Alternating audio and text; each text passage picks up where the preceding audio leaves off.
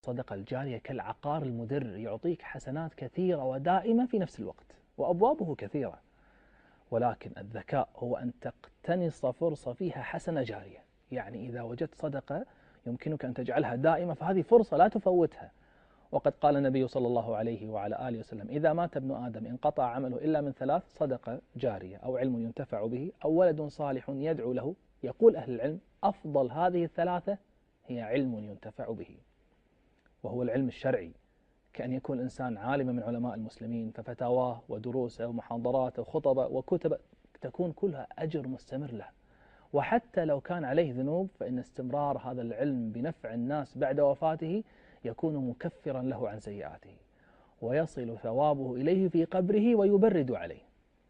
لكن قد يقول قائل: أنا لست عالما بالشرع، خلاص يعني فاتني هذا الأجر؟ أبدا.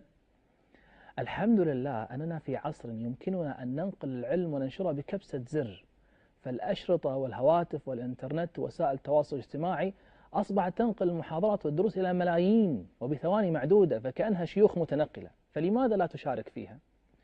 بحسب علمي فإنه لم يحدث في عصر من العصور أن يقول داعية محاضرة أو درس ويستمع إليه الملايين إلا في هذا العصر، وأنت لا تدري كم يمكن لشخص أن يتغير بسببك.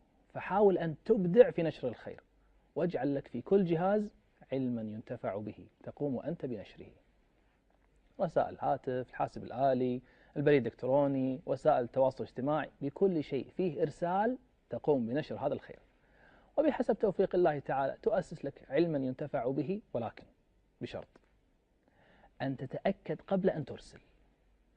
والله أنا أحيانا عندما يكتبوا لي في آخر رسائل: انشر تؤجر، أقول لبعضهم: لا تنشر تؤجر، لأن بعض الناس ينشر كل شيء ديني يصل إليه، فكم من أحاديث موضوعة لا أصل لها دارت، وكم من معلومة خاطئة لا أساس لها انتشرت، فيهدم الإنسان بدل أن يبني.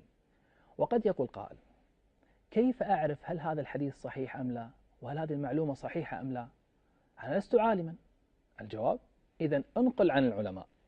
فإذا جاءك شيء من عالم بالصوت والصورة فانشره، أو جاءك شيء مكتوب من شخص أنت تعلم أنه لا ينشر كل ما جاءه، بل هو ثقة يتأكد وينقل على العلماء، فهذا انشر عنه، نعم هنا تؤجر عليه.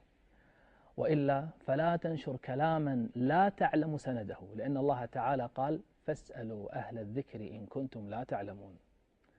واسمح لي أن أبشرك، نعم أبشرك بأنك لو علمت الناس الخير فإنه سيحدث لك شيء عظيم، ولكنك لا تسمعه ولا تحس به. قال رسول الله صلى الله عليه وعلى آله وسلم: إن الله وملائكته وأهل السماوات والأرض حتى النملة في جحرها وحتى الحوت ليصلون على معلم الناس الخير. يا الله، تخيل لو استطعت أن تسمعهم وهم يصلون عليك، يعني يستغفرون لك. أنا لا أظن أن قلبك سيستحمل